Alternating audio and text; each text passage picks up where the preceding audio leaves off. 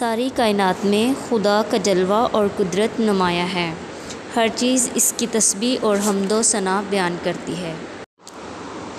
زمین و آسمان اور ان سے آگے جتنے جہان ہیں سب میں خدا کا جلوہ دکھائی دیتا ہے۔ خدا کی ہستی سب سے جدا ہے۔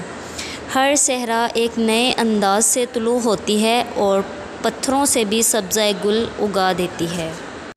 سارا جہان تیری تسبیح سے گونجتا ہے، تیری جستجو کرنے والوں کی تو رہنمائی کرتا ہے۔ انسان، حیوان سبھی تیری حمد و ثنا بیان کرتے ہیں۔ اے خدا، اب مجھے اپنی بندگی کی توفیق عطا کر تاکہ میں تیری دہلیز پر سر بسجدہ رہوں۔